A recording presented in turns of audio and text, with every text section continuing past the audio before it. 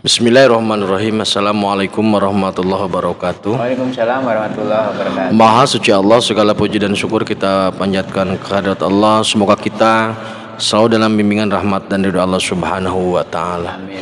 Subhanallah walhamdulillah astagfirullah wallahu akbar. Kembali kami dari tim Raja Wali Nusantara. Kali ini masih bersama dengan Bapak Ustadz Supardi, atau kami memanggilnya dengan Bapak Ustadz Raja Wali.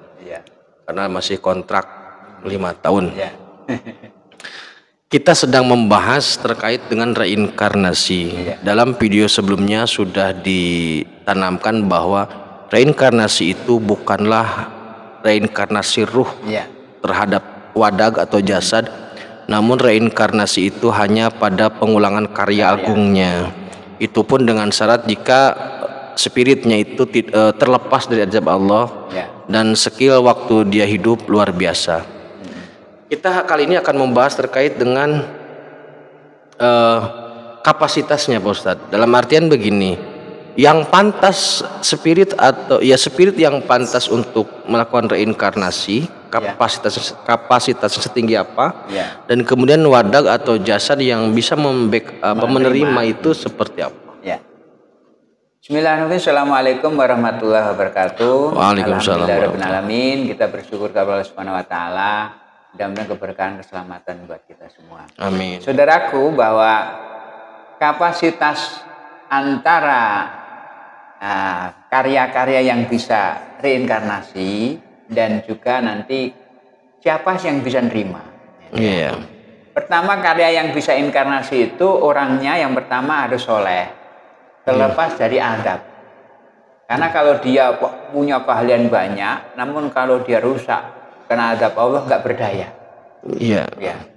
Maka basicnya, siapa orang yang di alam barzah itu tidak kena adab, itu bisa membantu. Iya, dalam karya itu. Bisa dalam karya.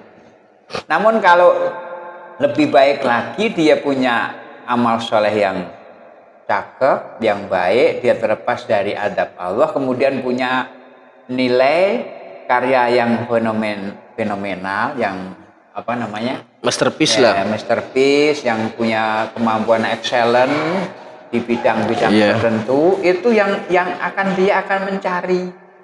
Nah, akan mencari. Nah, mencari kepada siapa? Nah, ini kan. Sebenarnya orang yang bisa nerima karya ini pasti dia juga mengalami kemampuan fisik dan mental yang sama dengan yang akan disandingkan. Jadi sebanding. Jadi lawan itu sebanding, Kang. Jadi kalau lawan nggak sebanding itu bukan lawan gitu ya. Nah, saudara-saudaraku, bahwa kenapa kita harus memiliki kemampuan fisik, kemampuan mental. Jadi kemampuan itu tetap 5. Nah, kemampuan fisik, kemampuan psikis, kemampuan emosional, kemampuan intelektual, dan kemampuan spiritual. Jadi raga, rasa, nafsu, akal, ruh itu harus excellent. Nah, ketika orang-orang itu memiliki kemampuan yang excellent, maka itu dilamar oleh leluhur gitu. Jadi sebenarnya ini dilamar. Ibaratnya ada seorang anak gadis yang cakep, yang yang excellent, yang baik, atau anak bujang yang cakep, yang baik, pasti akan ada daya jual yang tinggi gitu ya. Nah, yang datang itu azwajan, pasangan. Dan itu sudah dinyatakan dalam Al-Qur'an kan, subhanalladzi khalaqal azwaja kullaha mimma tumbitul ardu wa min anfusihim ma la ya'lamun, bahwa segala sesuatu itu sudah perpasangan. Maka kemampuan kita ini dalam upaya itu sebenarnya 40%. Kemampuan kita maksimal 40%. Kemudian kemampuan spirit orang-orang leluhur masuk itu juga 40%. Jadi kalau bahasanya di kuliah kita ini nilai tertinggi ya cuma 4 gitu. Komplot udah 4 udah mentok gitu loh. Nah, karya itu akan bisa diekselenkan dengan nilai 4 lagi dari leluhur yang punya nilai yang sama. Maka itu sudah menjadi nilai yang paling bagus, itu 8. Nilai 8 itu sudah paling bagus, kan di atas rata-rata semua. Nah, ketika nanti nambah 10, itu berarti melebihi. Ini itu bonus dari Gusti ini. Iya. Jadi prinsipnya leluhur itu merasa bertanggung jawab. Ya. Ketika dia punya karya, seumpama dulunya pengukir batu yang canggih lah gitu. Dia merasa bertanggung jawab untuk meneruskan karya itu. Nah, dia mencari sosok orang yang masih hidup yang sebanding kemampuannya dengan dia. Ya. Nah, kemudian gini, Bos, ini kan ada yang rancu ya. Iya. Kalau kita selama ini kan yang kita pahami itu atau yang masyarakat memahami seperti halnya kemasukan atau bahasa gampangnya kesurupan. Ya. Jadi ada percampuran antara makhluk lain atau apakah itu spirit atau ruh atau makhluk jin ke dalam diri seseorang. Nah, pola orang-orang soleh ini ketika membackup seseorang dalam berkarya yang sama itu bagaimana, apakah masuk kerasukan atau bagaimana itu? Ya. Sebenarnya yang kalau kerasukan nanti kita bahas khusus ya, karena itu beda ranahnya. Beda ranahnya. Tapi kalau orang-orang yang memiliki tingkat intelektual tinggi, kemudian skill tinggi dan bahasanya skill dewa gitu ya, itu dalam membimbingnya halus dan hasilnya itu excellent. Jadi nggak mungkin dia akan merusak karyanya sendiri, akan nggak mungkin. Jadi ketika kita punya keahlian, seorang guru punya keahlian, misalkan matematik, maka membimbing anak buahnya itu biar dia sama minimal kan, karena memang seukuran SMP dengan SMP, materi itu akan sampai dengan excellent itu dengan baik. Jadi kalau tadi ada yang kesurupan bikin susah, itu bukan karya model begitu. Jadi karya ini memang benar menyatu dalam bimbingan. Dia menggunakan logical yang bening, kendali emosional yang terkendali dengan baik, rasanya mantap dan memang membuat nyaman gitu. Jadi kalau ada reinkarnasi dia kesurupan merusak, itu bukan reinkarnasi yang baik, itu bukan. Jadi gini, maksudnya gini Pak Ustadz ya, ini kan sosok orang yang masih hidup, dia punya kedaulatan penuh terhadap dirinya. Betul. Nah, seumpama dia seorang arsitek, arsitek ini cerdas, secara akalnya sehat dan sebagainya lah. Nah, kemudian sebelumnya itu ada sosok atau ada orang soleh yang juga seorang arsitek hebat. Bertemu dengan sosok ini, maka dia ingin menitipkan karya dia juga. Nah, cara sosok atau cara ahli spirit itu, orang spirit itu dalam menitipkan ide, dalam menitipkan karya terhadap orang yang masih hidup, apakah dengan frekuensi sama dengan bimbingan kita guru dengan murid, sama. Walaupun tidak sadar, walaupun nggak sadar, karena di metafisika, di spirit itu dia lebih halus. Jadi dia akan membimbing sama dengan seorang guru mengajari murid. Nah, sehingga trial and error dilaksanakan, dipantau. Gitu. Nah, batas waktu tertentu dia akan ketemu. Nah, jadi ketemu trial and error dulu, ketemu, maka disitulah menjadi ilmu yakin. Itu ya. Jadi sama dengan guru dengan murid aja sama. Bisikan bukan bos polanya? Polanya bisa menggunakan bisikan, bisa menggunakan menggerakkan fisik, bisa menggunakan hati ilham.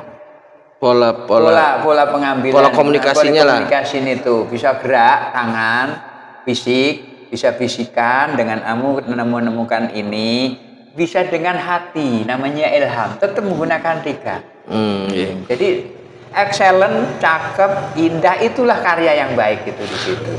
Nah, kalau ini kan ada kesulitan ketika membedakan apakah tuntunan ini, apakah bisikan ini, apakah gerakan ini merupakan gerakan yang benar. Jadi kan ada kadang-kadang orang, aduh saya dapat bisikan ini. Untuk mengukur bahwa itu adalah suatu hal yang benar.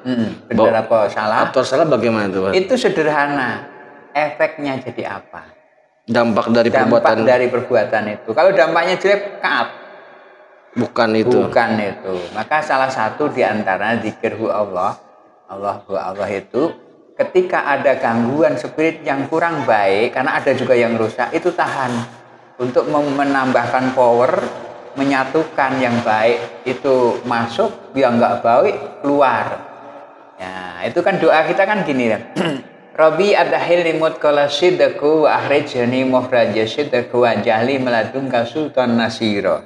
Rabbi, ya Tuhan kami, Rabbi adhilni mudkhala sidqu, yang masuk dengan yang baik.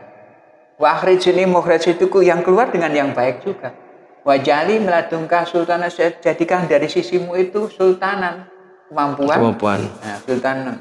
Wa jahli meladunka sultan nasira, dalam sultan pertolongan yang nyata gitu.